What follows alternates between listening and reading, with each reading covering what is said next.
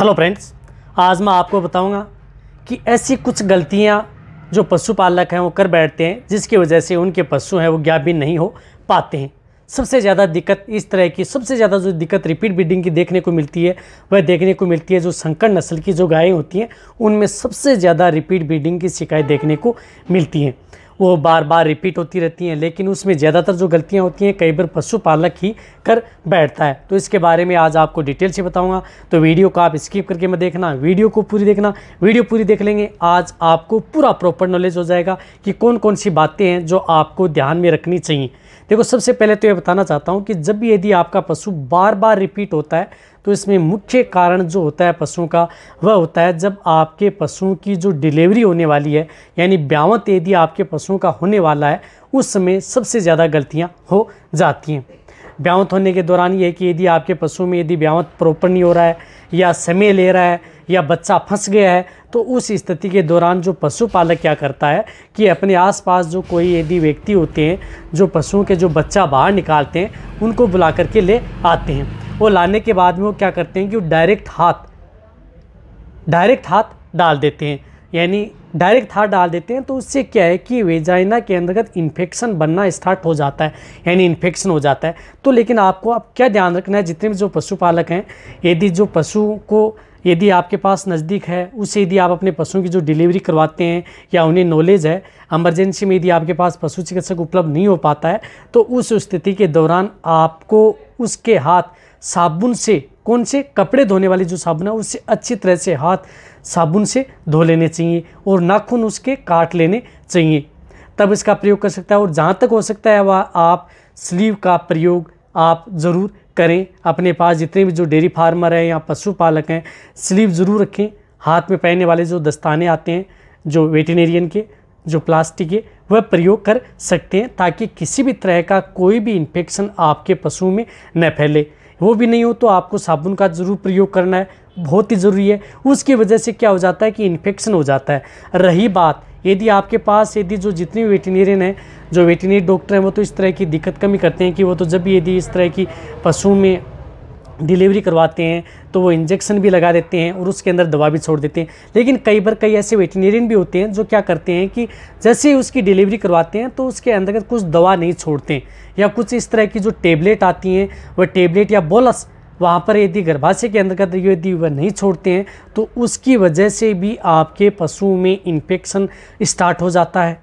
ये तो आपको ध्यान में रखना है। साथ में यदि है कि यदि आपके पशुओं की डिलीवरी भी सही हो गई है, किसी ने आपके पशुओं के बच्चे को बाहर नहीं निकाला है, फिर भी कई बार क्या हो जाता है कि इन्फेक्शन पशुओं में हो जाता है, तो आपको क्या करना है कि 5 से 10 दिन आपके पशुओं का विशेष रूप से ध्यान रखना है कि किस तरह का डिस्चार्ज दे रहा है। यदि डिस्चार्ज दे रहा है गंदा, मटमेला या यदि उसमें दुर्गंध सी आना स्टार्ट हो गई है, तो उस स्थिति के दौरान आप के पास यदि नज़दीक यदि पशु चिकित्सक है तो उससे दवा छुड़वा लेनी चाहिए। अब कई पशुपालक हैं वो कहते हैं कि एक बार जाते हैं फील्ड के अंदर तो कहते हैं कि तो कई दिन हो गए, 10-15 दिन हो गए, डिस्चार्ज तो दे रही है लेकिन इसकी जो बच्चेदानी है उसका मुंह बंद हो गया।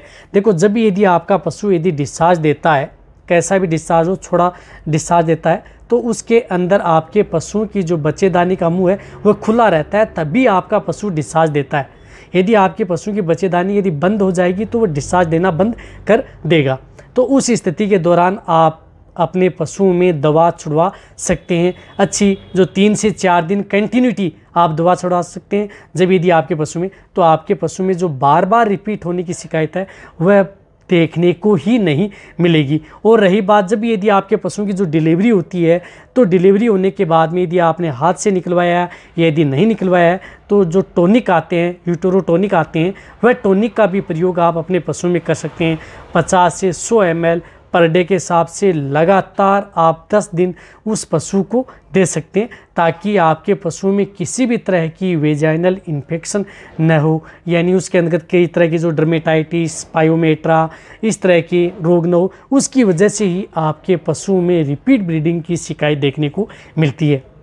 तो आपको क्या ध्यान रखना है, एक तो यूटेरो टॉनिक आप अपने पशुओं को ज़रूर देने, कैसा भी पशु हो, स्वस्थ हो, कैसा भी हो, सही डिलीवरी हुई है तो भी, नहीं हुई है तो भी सेफ रखना है, देना है। यदि आपने पशु की डिलीवरी करवाई है, डिस्चार्ज में यदि दुर्गंध है तो आपको उसके अंदर टॉनिक जो वेजाइनल के अंतर्गत छोड़ने वाली दवा या बोलस, या जिस प्रकार से टेबलेट भी आती है, इनवेलोन बोलस भी आती है, उस बोलस का भी प्रयोग आप अपने पशुओं में करवा सकते हैं। यदि दवा नहीं छुड़वा सकते तो इस तरह का प्रयोग करवा सकते हैं। रही बात इस तरह की यदि दिक्कत है, यदि आपका पशु बार बार रिपीट हो रहा है, यदि किसी तरह का, और एक और बताना चाहता हूँ आपको, मेन बात ये है कि जब यदि आप अपने पशुओं के यदि जो डिस्चार्ज फेंक रहा है, फेंकता जा रहा है, और आप उस पशु की यदि सफाई नहीं करवाते हैं, वेजाइनल इन्फेक्शन या कुछ टॉनिक नहीं देते हैं, तो वो क्या करता है कि जो मवाद रहती है बच्चेदानी के अंतर्गत, तो वो धीरे धीरे क्या है कि बच्चेदानी का तो मुंह हो जाता है बंद, और जो मवाद है वो अंदर ही अंदर क्या हो जाती है, सूख जाती है। अंदर सूख जाती है तो वहाँ पर आपके पशुओं के अंदर सूजन आ जाती है। सूजन आ जाती है तो आपके पशु में वो जो इन्फेक्शन है वो कंटिन्यूटी बना रहता है। उसके बाद में यदि आपका पशु हीट में तो आता है, लेकिन आपका पशु ठहर नहीं पाता, कंसीव नहीं हो पाता है। इस बात का भी आपको ज़रूर ध्यान रखना है। जो आपके पशु जो मटमेला डिस्चार्ज डालते हैं, गंदा डिस्चार्ज डालते हैं, वो बाद में एक स्टेज के बाद में देना बंद कर देते हैं, तो वो अंदर जाकर के सूख जाते हैं। उसके बाद में पशु हीट में आता है, रिपीट होता है, तो वही कारण आपके पशु में है। तो आपके पशुओं की वेजाइनल ड्रेसिंग आप अपने पशुओं की ज़रूर करवाएं। रही बात, आप अपने पशुओं को डिवर्मिंग ज़रूर दें, पेट के कीड़े मारने की दवा दें, और आप अपने पशुओं को अच्छा मिनरल मिक्सर पाउडर ज़रूर दें, क्योंकि कई ऐसे क्षेत्र होते हैं जहाँ पर जो ज़मीन होती है अपनी मिट्टी, उसके अंतर्गत कॉपर है, कोबाल्ट है, जिंक है, उनकी कमी होती है। तो उनकी पूर्ति के लिए आप अपने पशुओं को जो मिनरल मिक्सर जो पाउडर आते हैं वह देना बहुत ही ज़्यादा ज़रूरी है। यदि आप अपने पशुओं को साथ में देते रहेंगे तो आपके पशु में रिपीट ब्रीडिंग की शिकायत नहीं होगी। और साथ साथ यदि आपके पशु में यदि ज़्यादा दिक्कत ही हो जाती है तो उसमें हार्मोनल इंजेक्शन लगाए जाते हैं। हार्मोनल इंजेक्शन लगा करके और उस पशु के बाद में जो AI व नेचुरल गर्भाधान उन पशुओं का करवाया जाता है। तो इस तरह की समस्या है, उससे आप अपने पशुओं को से निजात पा सकते हैं। जो इस तरह की समस्या यदि आपके पशु में हो चुकी है, ध्यान क्या रखना है, जब भी बच्चा निकालते हैं तो आपको टॉनिक, दस्ताने, हाथों की सफाई, और रही बात आपके पशु की वेजाइनल ड्रेसिंग के लिए कई तरह की जो दवाइयाँ आती हैं वह मेरे चैनल पर डिटेल से वीडियो बनी हुई है। कौन सी दवा देनी चाहिए, किस तरह की दवा यदि आप अपने पशुओं के बच्चेदानी में छुड़वानी चाहिए, यदि जानना है तो आप मेरे चैनल पर जा करके पूरी वीडियो आप देख सकते हैं। डिटेल से बनाई गई हैं हर प्रकार की बच्चेदानी में इन्फेक्शन, मवाद, या कौन सी दवा या कौन सी इंजेक्शन यदि आपको लगाने। यदि आपको इस तरह की यदि वीडियो अच्छी लगती है तो नीचे जाके आप कमेंट में लिखें। और ये जो मेरी वीडियो है, ये जितने भी जो पशुपालक देख रहे हैं उनके साथ आप इस वीडियो को जितना हो सकता है आप शेयर कर दें, ताकि उन पशुपालक को अच्छी तरह से नॉलेज हो जाए कि हमारे पशु में जो रिपीट ब्रीडिंग की समस्या है वो कैसे होती है। और जो मेरे नए चैनल हैं उनका लिंक आपको डिस्क्रिप्शन में दिया गया है, वहाँ पर जाकर के आप उन्हें सब्सक्राइब कर सकते हैं। वहाँ पर भी बहुत ही अच्छी और प्रॉपर नॉलेज वाली वीडियो मिलती हैं। इसी तरह से आप मेरी वीडियो देखते रहें, इसी तरह से आप मेरे को प्यार देते रहें। थैंक्स, धन्यवाद।